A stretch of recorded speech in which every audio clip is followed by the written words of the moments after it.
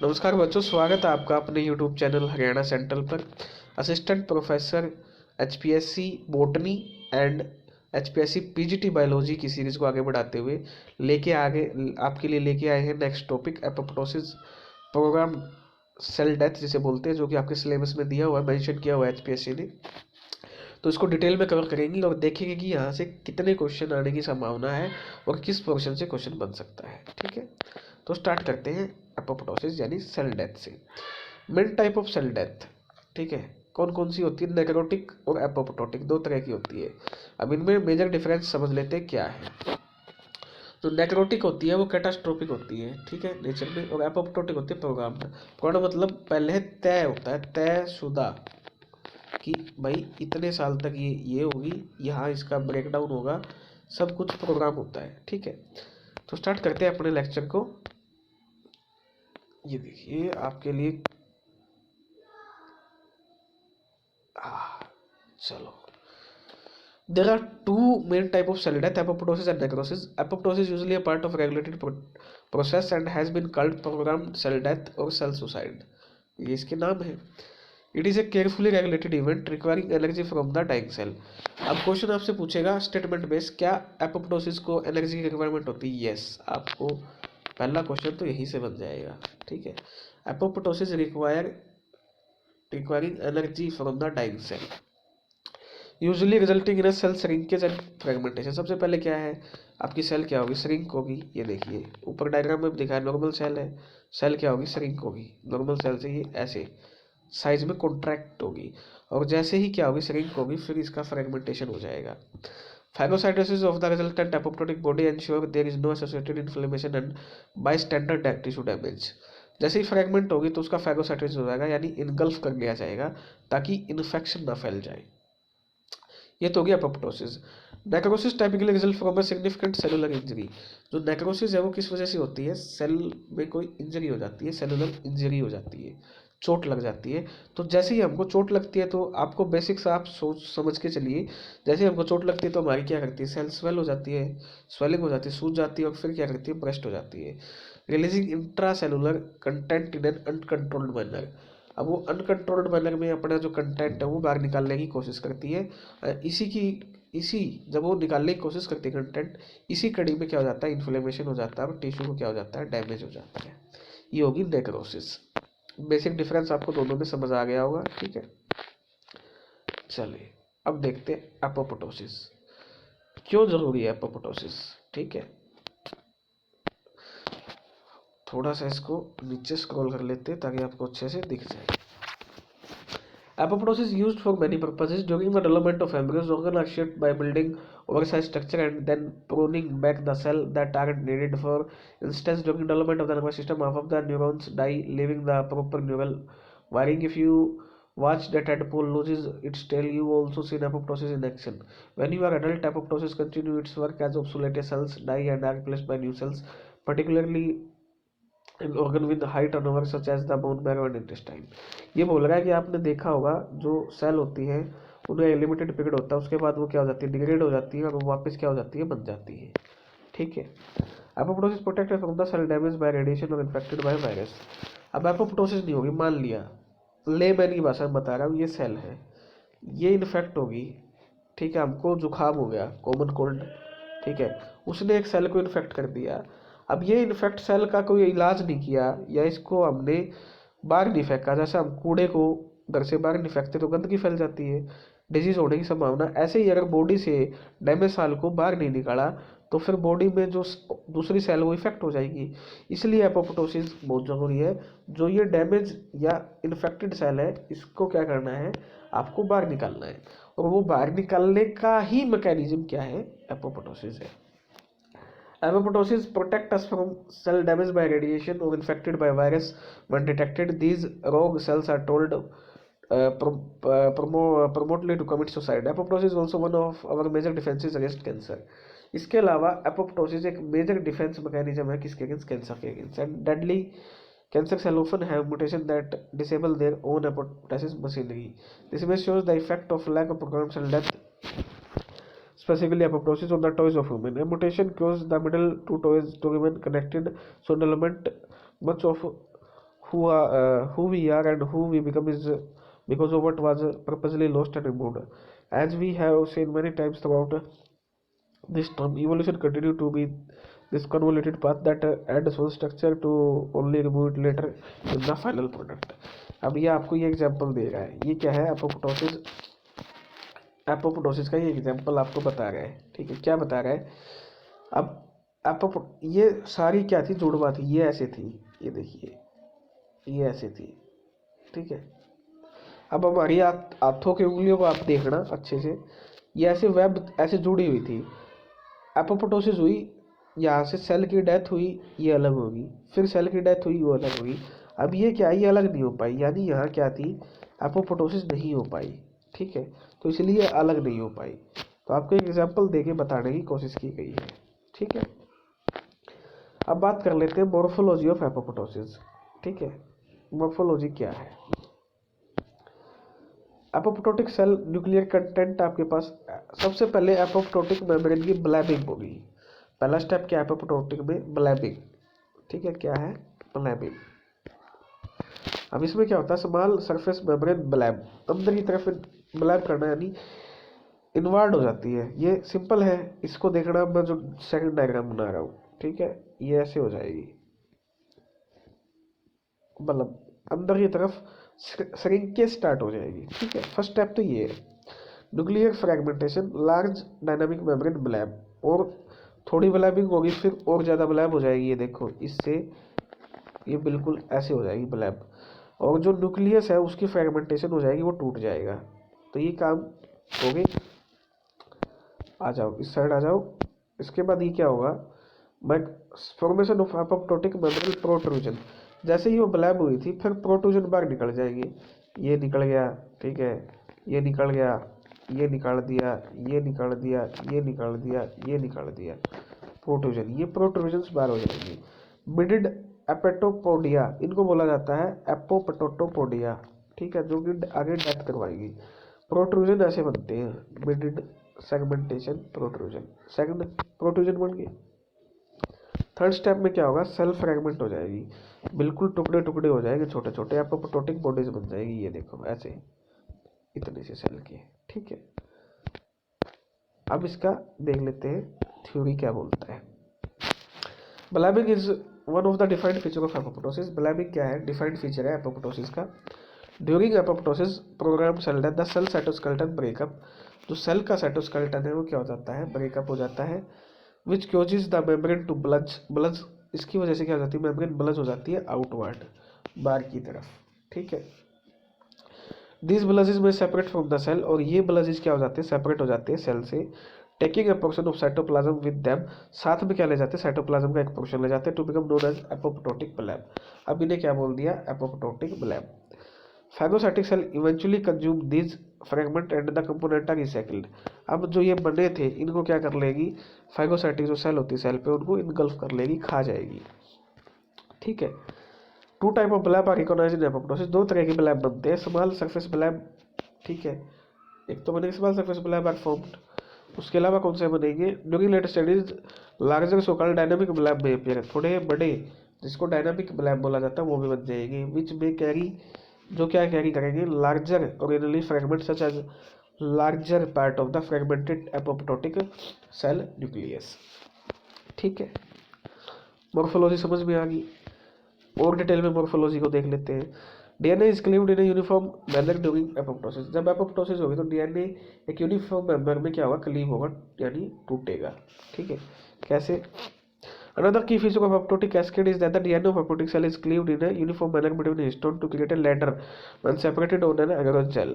In contrast, the DNA is cleaved haphazardly during necrosis, producing a smear. Overall, apoptosis is orderly process of cellular destruction. ठीक है। Next आ जाता है a time lapse series using digital holographic microscopy presented as a movie. The movie shows how living human prostate cancer cell DU145 induced to undergo apoptosis. इस diagram में ये बताया हुआ है कि जो वुमेन प्रोस्टेट कैंसर की सेल है कैसे उनकी डेथ होती है, ठीक है, कैसे वो टूटती है, ये इस डायग्राम में बताया हुआ है, ठीक है, समझाने के लिए आपको। अब दो तरीके से एपोप्टोसिस होती है। यहाँ से क्वेश्चन बनेगा, बेसिक से भी बनेगा, बन सकता है वहाँ से भी, लेकिन यहाँ से जरूर क्वेश्चन बनेगा। पहले ही स्टार लगा देता हूँ। तो दो कौन से पाथवे हैं एपोप्टोसिस के? एक है इंट्रिंसिक पाथवे, ठीक है, क्या है, कौन सा पाथवे है? इंट्रिंसिक। और दूसरा क्या है? एक्सट्रिंसिक पाथवे, ठीक है। अब देखते हैं इन दोनों पाथवे में क्या डिफरेंस है, ठीक है। ये देखिए, death inducing signalling complex DISC, ये है extrinsic apoptotic pathway, death receptor है। इसके अलावा ये क्या है? डिस्क है, डेथ इंड्यूसिंग सिग्नलिंग कॉम्प्लेक्स होता है एक्सट्रिंसिक एपोप्टोटिक पाथवे में। डेथ रिसेप्टर होंगे, उसके अलावा यहाँ पर कैस्पेज क्या होगा? 8 होगा, ठीक है। डेथ इंड्यूसिंग रिसेप्टर होंगे, एक्टिवेटेड इनिशिएटर कैस्पेज। अब ये क्या है? कैस्पेज 8 क्या हो गया? एक्टिवेट हो गया। Pro apoptotic bid protein active apoptotic protein, यानी जो एपोप्टोसिस सेल डेथ को बढ़ावा देगा वो भी क्या हो गया? बिड प्रोटीन जिसे बोलते हैं, वो एक्टिवेट हो गया। अब ये क्या करेंगे? एग्जीक्यूशनर, जैसे कि मर्डर करने के लिए या किसी को डराने धमकाने के लिए एग्जीक्यूशनर का यूज करते हैं, ठीक है। उसी तरह ये कैस्पेज 8 कैस्पेज 3 को, कैस्पेज 6 को, कैस्पेज 7 को क्या कर देगा? एक्टिवेट कर देगा और एपोप्टोसिस हो जाएगी। ये पाथवे तो है एक्सट्रिंसिक पाथवे। सिंपल सी बात है, फिर से बता रहा हूँ। डेथ रिसेप्टर होंगे, डेथ इंड्यूसिंग सिग्नलिंग कॉम्प्लेक्स होगा, कैस्पेज इसके साथ अटैच होगा, कैस्पेज 8 एक्टिवेट हो जाएगा। कैस्पेज 8 को एक्टिवेट करने में किसका योगदान है? बिड प्रोटीन, जो कि प्रो एपोप्टोटिक प्रोटीन है। वो फिर एग्जीक्यूशनर कैस्पेज 3, 6, 7 को एक्टिवेट कर देगा, वो एपोप्टोसिस करवा देंगे। इसके बाद आता है इंट्रिंसिक एपोप्टोटिक पाथवे, ठीक है। ये चलता है आपका माइटोकॉन्ड्रिया में। कहाँ पर चलता है इंट्रिंसिक एपोप्टोटिक पाथवे? माइटोकॉन्ड्रिया में। साइटोक्रोम सी रिलीज होगा, ठीक है। ये कहा जाएगा एपोप्टोसोम। एपोप्टोसोम में क्या है? प्रोकैस्पेज 9 है, कार्ड डोमेन होती है यहाँ, और यहाँ पर अडाप्टर क्या होता है? अपाफ 1 होता है। दो होते हैं यहाँ पर, प्रोकैस्पेज 9 और अडाप्टर अपाफ 1, ठीक है। प्रोकैस्पेज 9 और अडाप्टर अपाफ 1 जब मिलते हैं तो यहाँ पर कैस्पेज 9 क्या हो जाता है? एक्टिवेट हो जाता है। जैसे ही कैस्पेज 9 एक्टिवेट होगा, ये भी किसको एक्टिवेट कर देगा? एग्जीक्यूशनर कैस्पेसिस 3, 6, 7 को कर देगा और एपोप्टोसिस हो जाएगी। तो दोनों पाथवे मैंने आपको बता दिए, इनको अच्छे से 1-2 बार कॉपी में बना के देख लेना, आपके सारे डाउट क्लियर हो जाएंगे, ठीक है। There are two major apoptotic signaling pathways, the extrinsic pathway and the mitochondrial intrinsic pathway. In the next few slides, we will look more closely at the mechanism of each of these pathways that lead to cell suicide. Note that both pathways end up activating a series of protein called caspases, ठीक है। अब बात करते हैं caspase family की, ठीक है। Caspase 9 intrinsic pathway में था, ठीक है। कैस्पेज 3 एग्जीक्यूशनर था, ठीक है। Shown here with small inhibitor bound in green. अब इसके बारे में डिटेल देख लेते हैं। कैस्पेज ज़्यादा एग्जीक्यूशनर ऑफ एपोप्टोसिस, ये क्या है? जल्लाद है, ठीक है। जैसे कि फांसी जल्लाद के द्वारा दी जाती है, इसी तरह डेथ जो एपोप्टोसिस है इनके द्वारा एग्जीक्यूट की जाती है।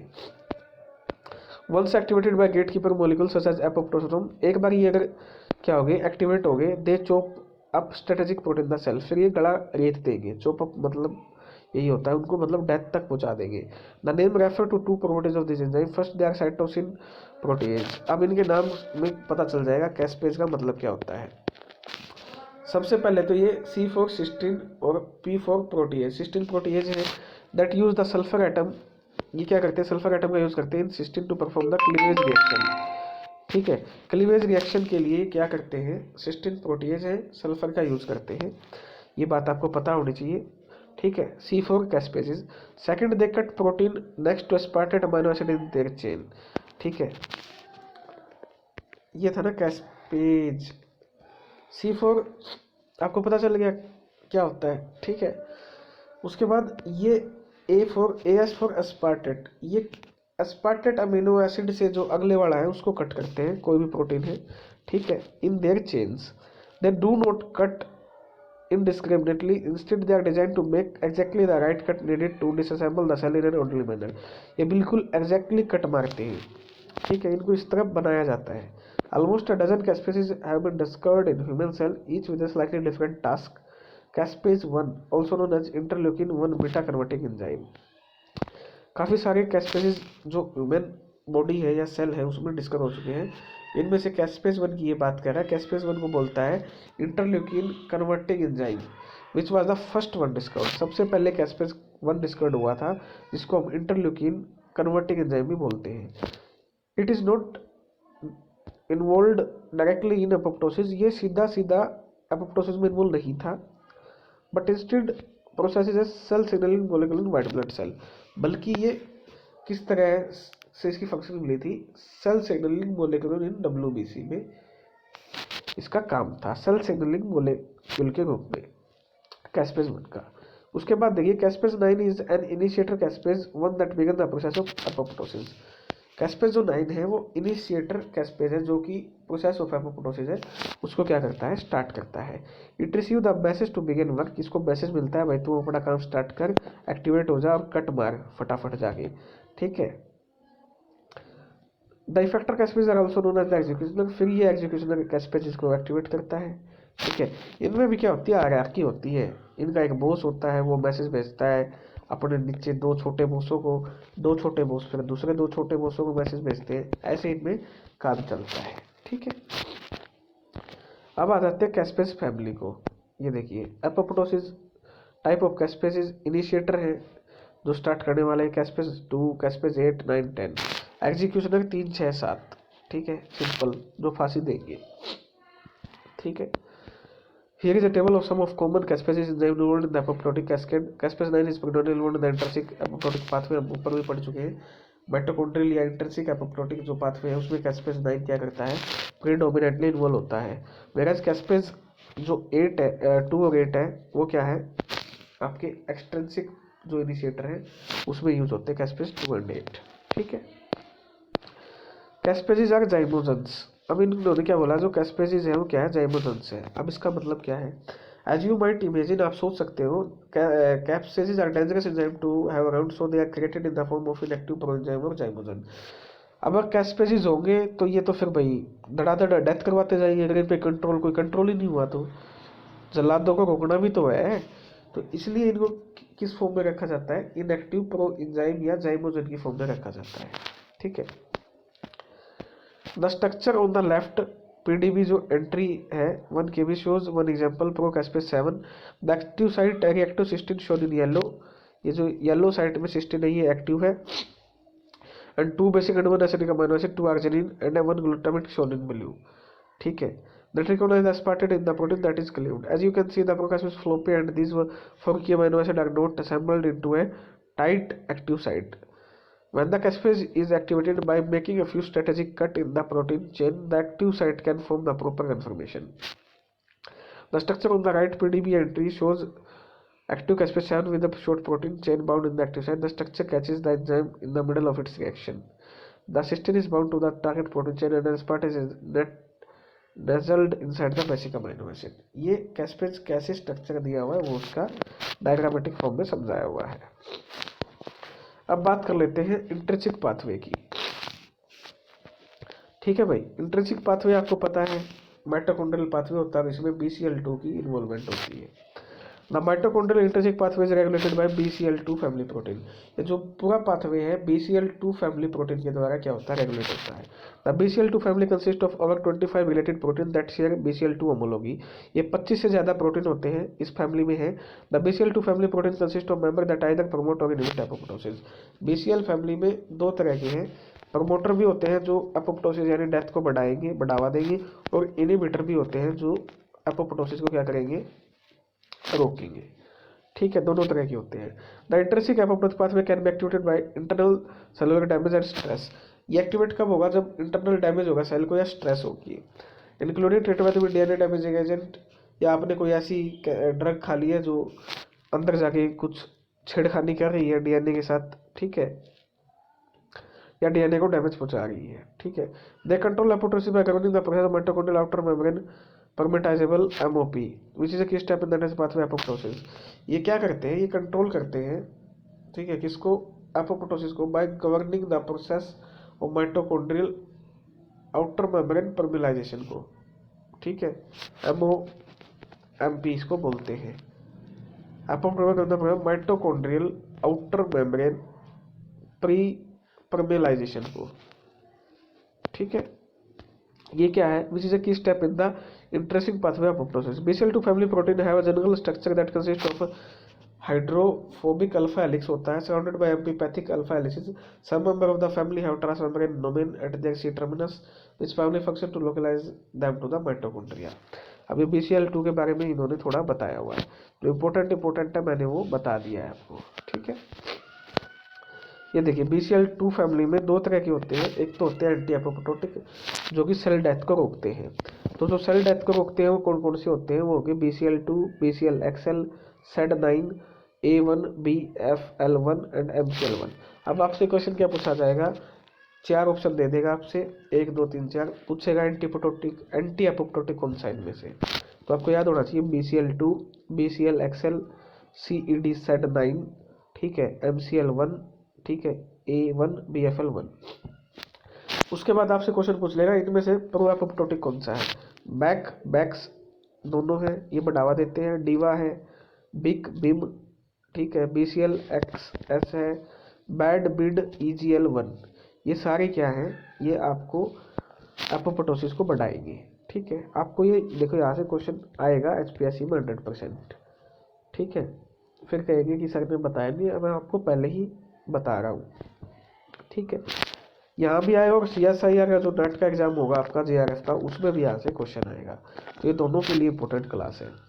As noted on the previous slide, the member of the BCL2 family share one or more of the four characteristic domain of homology entitled the BCL2 homology domain named BH1, BH2, BH3 and BH4 see in figure. The BH domain are known to be crucial for function. The anti-apoptotic BCL2 proteins such as BCL2, BCLXL tend to conserve all four BH domain.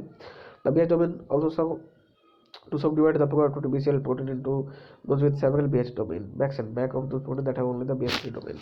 ये क्या कह रहा है, जो anti-apoptotic protein होते हैं उनके पास तो सारी डोमेन होती है.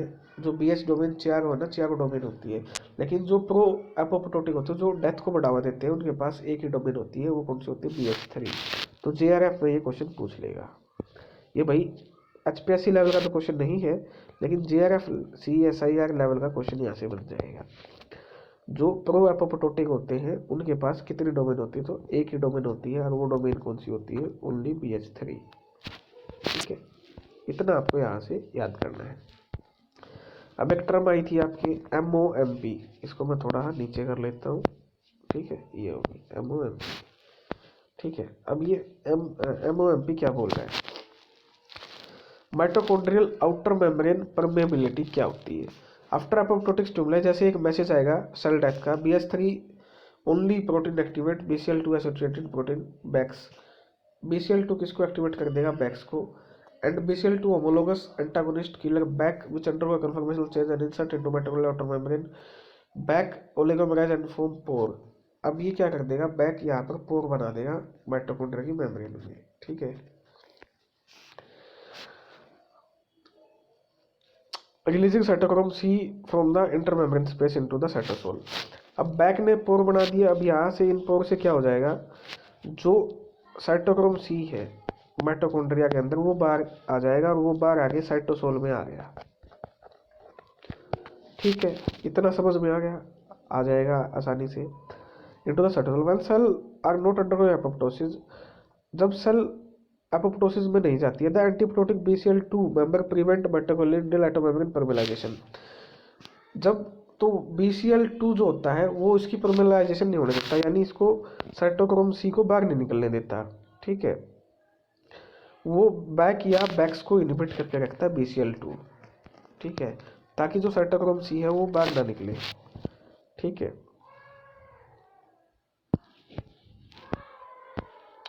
BCLXL B cell lymphoma extra large. ठीक है, BID BH3 interesting death domain, BIM BCL2 interesting mediator cell death, PUMA apoptosis. अब ये देख लेते हैं. ये देखिए, mitochondrial outer membrane permeability complex है. इनएक्टिव क्या है, बैक्स है. एक्टिव बैक हो गया तो ये क्या कर दिया, BH3 ओनली प्रोटीन है, एंटी एपोप्टोटिक प्रोटीन है. BID, BIM, PUMA, NOXA anti apoptotic protein, ये इसको क्या रखेंगे, इनहिबिट करके रखेंगे. MCL1, BCL2, BXL1. ठीक है, अब ये अगर ये एक्टिव हो गया तो बैक ओलिगोमराइजेशन हो जाएगा. ठीक है, तो साइटोक्रोम सी क्या हो जाएगा, रिलीज हो जाएगा। ठीक है, अगर ये ओलिगोमराइज नहीं हुआ तो ये क्या करेगा, एंटी एपोप्टोटिक जो हार्मोन है इसको इनहिबिट करके रखेंगे कि भाई तू अगर सेल डेथ में नहीं जा रही है तो तुम इनएक्टिव रहो। ठीक है, तो ये मोम का कंसेप्ट है माइटोकॉन्ड्रियल आउटर मेम्ब्रेन परमेबिलिटी का। ठीक है, उसके बाद आता है आपका assembly of apoptosome. The release of cytochrome from the mitochondria shown in red causes the assembly of a structure known as apoptosome. अब मैंने क्या बोला था, बैक एक्टिवेट हुआ, साइटोक्रोम सी बार आया। अब जैसे ही साइटोक्रोम सी बार आएगा वो क्या हो जाएगा, इकट्ठा हो जाएगा, असेंबली कर लेगा। तो उस असेंबली को बोलते हैं apoptosome. In the cytosol atoms bind to the protein APAF 1। जैसे ही वो बार आया, साइटोक्रोम सी बार आ गया माइटोकॉन्ड्रिया से, अब वो किसके साथ मिलेगा, अपाफ 1 के साथ मिल जाएगा। ठीक है, बाइंड टू अपाफ 1 के साथ मिल जाएगा, shown in the purple colour, जो पर्पल कलर में आपको दिखाया हुआ है, ये देखिए पर्पल कलर में आपको यहाँ दिखाया हुआ है। Causing it to assemble into a 7 fold ring. अब ये 7 रिंग की फोल्ड में 1 2 3 4 5 6 7 रिंग की फोल्ड बना देगा। The caspases are then activated by to binding to a ring of CARD domain. अब जो कैस्पेसिस हैं इनको बोलते हैं कार्ड डोमेन। ये जो 7 रिंग बनाई है, इन 7 जो डोमेन है, कार्ड जो डोमेन है, यहाँ पे आके क्या बाइंड हो जाएगा, कैस्पेज। ठीक है, card domain purple on left and blue on right. ठीक है, ऑन द असेंबल्ड एपोप्टोसोम। अपाफ 1 है, साइटोक्रोम सी बाइंड विद अपाफ 1, मैंने बता भी दिया आपको। कार्ड डोमेन पे जाके ये क्या हो जाएंगे, कार्ड डोमेन बना देगा अगले असेंबली ऑफ द एपोप्टोसोम। अभी क्या बन गया, एपोप्टोसोम ऐसे बन जाएगा। ठीक है, ये असेंबली ऑफ एपोप्टोसोम कंटिन्यू चल रही थी। अब देखिए, apoptosome assembly is completed by the association and activation of procaspase. अब ये कंप्लीट कब होगा, एपोप्टोसोम कंप्लीट जब होगा जब एक्टिवेशन हो जाएगा प्रोकैस्पेज 9 का। Procaspase 9 has a CARD domain that allows assembly with the apoptosome to recruit the binding of second apoptosome wheel unit. The result in cleavage and activation of caspase 9। Active caspase 9 cleave and activate the downstream factor caspase for assembly of the cellular component. अब देखिए, caspase 9 है bind to the apoptosome. Apoptosome बन गया था हमारा, 7 ring है यहाँ पर। ठीक है, अभी इस पे जाके क्या होगा, प्रोकैस्पेज यानी इनएक्टिव फॉर्म में है कैस्पेज 9, वो आके यहाँ पर क्या करेगा, एपोप्टोसोम से बाइंड हो जाएगा। Caspase 9 is activated and closes the. अब जैसे ही कैस्पेज 9 एपोप्टोसोम के साथ बाइंड होगा, वो किसको, एग्जीक्यूशनर को एक्टिवेट कर देगा, 3 6 7 को। वो जाके फिर आपका सेल डेथ को कैरी आउट करवा लेंगे। ठीक है, समझ में आ गया। एपोप्टोसोम कैसे बना वो भी समझ में आ गया, बड़ा आसानी से समझाया है। ये क्या है, बैक है आपका, पोर क्रिएट कर दिए थे इसने, जैसे ही पोर क्रिएट हो साइटोक्रोम सी बाहर आया। अब ये साइटोसोल में आ गया, वहाँ अपाफ 1 है, अपाफ 1 मिलके क्या बना दिया, इसने एपोप्टोसोम बना दिया, एपोप्टोसोम इकट्ठा हो गया, कार्ड डोमेन बन गई 7। ठीक है, तो ये सब मैंने आपको अच्छे से समझा दिया है। ठीक है, अब कुछ हेल्पर भी होते हैं एपोप्टोसिस यानी सेल डेथ में, तो वो कौन कौन से हेल्पर होते हैं जो मदद करते हैं। DNA nucleus are activated during apoptotic cascade. जब एपोप्टोसिस होती है तो वहाँ पर डीएनए न्यूक्लियस क्या होते हैं, एक्टिवेट होते हैं। Caspases are designed to break protein into bite-sized pieces, but the cell need help to break down its other molecule. Cell also have a number of caspase-activated protein to do this work. The one shown here, the from PDP entry. During apoptosis, caspase break up and inhibitory protein that bind to the two large domain. तो यहाँ पर DNA nucleus भी क्या होता है, activate होता है। आपको इतना यहाँ पर याद रखना है। ठीक है, अब ये तो मैंने सारा समझाया आपको इन डेप्थ, इंट्रिंसिक या माइटोकॉन्ड्रियल एपोप्टोटिक पाथवे। अब आते हैं extrinsic apoptotic pathway. That extrinsic apoptotic pathway is inhibited by external ligand that bind with the protein death receptor. अब यहाँ पर क्या है, ये मेम्ब्रेन है, यहाँ पर क्या है, रिसेप्टर है। ठीक है, इनको बोलते हैं डेथ रिसेप्टर। ठीक है, यहाँ पर क्या आगे प्रोटीन आगे क्या होगा, बाइंड हो गया, ये इस लाइन में बोला है। ठीक है, death receptor surface cell such as Fas and tumour necrosis factor. तो इसके एग्जांपल है फाज और tumour necrosis factor TNFR। One of the receptor is bound, जैसे रिसेप्टर यहाँ पर बाउंड हो गया, Fas oligomerize to form the death inducing silencing complex. अब ये किसको एक्टिवेट कर देगा, डिस्क को एक्टिवेट कर देगा। डिस्क का मतलब है death inducing silencing complex. Formation of the DISC complex lead to the cleaves and activation of procaspase. अब यहाँ पर 2 इनएक्टिव हैं, 2 और 8। प्रोकैस्पेज 2 एंड प्रोकैस्पेज 8 ये इनएक्टिव है। अब ये एक्टिवेट हो जाएंगे, डिस्क कॉम्प्लेक्स इनके साथ जुड़ जाएगा। जैसे ही कैस्पेज 2 और 8 एक्टिव हुए, अब ये क्या कर देंगे, ये एक्टिवेट कर देंगे एग्जीक्यूशनर को 3, 6, 7 को, ठीक है, वो सेल की डेथ करवा देंगे। Very very simple diagrammatic form में फिर आपको बता देता हूँ। ये फाज एल है, लिगेंड है, इसका रिसेप्टर फाज है, ये सेल के अंदर है, ठीक है। अब ये फाज एल आया, फाज एल अपने किसके साथ कनेक्ट हो गया, फाज के साथ, इसका रिसेप्टर मिल गया। अब ये DISC complex death inducing silencing complex के साथ ये अटैच हो जाएगा, ठीक है। इसकी जो डोमेन है फैट डोमेन है, फैट डोमेन पे क्या होता है, प्रोकैस्पेज 8 होता है, ठीक है। फैट डोमेन पे आके प्रोकैस्पेज 8, प्रोकैस्पेज 8 से कैस्पेज 8 बन गया। कैस्पेज 8 क्या हो गया, एक्टिव हो गया। कैस्पेज 8 दो तरह से काम करेगा, कैस्पेज 3 को क्या कर देगा, एक्टिवेट कर देगा, जो कि एग्जीक्यूशनल कैस्पेज है, या जो कैस्पेज 8 है माइटोकॉन्ड्रिया में जाएगा टी बीड की सहायता से। टी बीड ये एक्सटेंसिव इंट्रिंसिक पाथवे में भी जा सकता है कैस्पेज 8 एक्टिवेट होने के बाद, ठीक है। ये आपको याद रखना है, ये टी बीड की हेल्प से साइटोक्रोम सी को एक्टिवेट कर देगा। ये साइटो एपोप्टोसोम के साथ मिलकर कैस्पेज 9 को फिर एक्टिवेट कर देगा।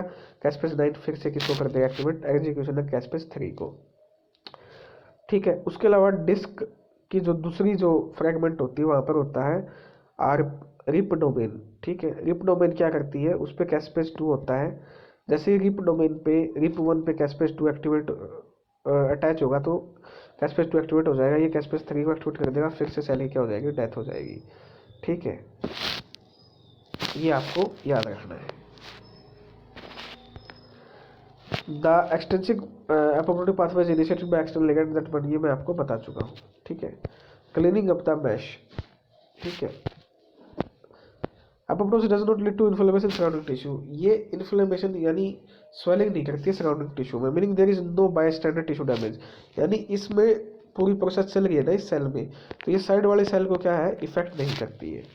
टीओक्यू this cell undergoing apoptosis soluble factor, तो सेल कुछ फैक्टर रिलीज करती है, ये सेल कुछ फैक्टर रिलीज करेगी यहाँ पर, और ये फैक्टर क्या करेंगे, शील्ड का काम करेंगे ताकि ये जो सेल है ये इफेक्ट ना हो।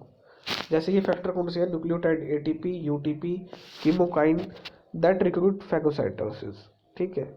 तो ये ईट मी सिग्नल को रिक्रूट कर देंगे और ईट मी सिग्नल इस सेल को खा जाएगा, इस पर कोई इफेक्ट नहीं होने देगा, ठीक है। ये फैगोसाइटिक सेल है। Apoptotic cell recruitment attraction to find me signal, TGF beta आएगा, IL-10 पेज 2, ये 3 फैक्टर आएंगे, रिकॉग्नाइजेशन करेंगे ईट मी सिग्नल की और एनगल्फ कर लेंगे जो कॉर्पस यानी कचरा पचरा बना था उनका, ठीक है। तो इनको याद रखना, यहाँ से क्वेश्चन बन सकता है क्लीनिंग अप मैथ से, TGF बीटा IL-10 पेज 2, ठीक है। This is all about apoptosis, इतनी शानदार तरीके से आपको बताया है। और ये जो नोट्स हैं वेस्टर्न ओरेगन यूनिवर्सिटी के नोट्स हैं, विश्व की सबसे अच्छी यूनिवर्सिटी है, ठीक है, वहाँ के आपको नोट्स हैं, इससे बाहर क्वेश्चन नहीं जाएगा, ये मेरी गारंटी है भाई। और मैं क्या बोलूँ आपको, ठीक है, इतने अच्छे नोट आपको कहीं नहीं मिलेंगे, यूट्यूब पे फलाना दिखड़ा अकेडमियों पे कहीं नहीं मिलेंगे, ठीक है। CSIR नेट JRF तक को भी फेल करेंगे ये, इतने ज़बरदस्त तरीके से आपको करवा दिया है। करना क्या, आपको वीडियो अच्छे से देखनी है, नोट्स बनाने हैं, टेलीग्राम चैनल हरियाणा सेंट्रल को ज्वाइन करना है। अगर आप फ़ायदा उठाना चाहते हैं, अपनी ज़िंदगी बर्बाद करनी है तो घूमते रहिए यूट्यूब पे फलाना दिखड़ा पे, पेपर होते रहेंगे अपने टाइम से, तुम अपनी ज़िंदगी ऐसे ही बर्बाद करते रहोगे, ठीक है। तो धन्यवाद। अगर आपको इंटरेस्ट आया, आपको समझ आया तो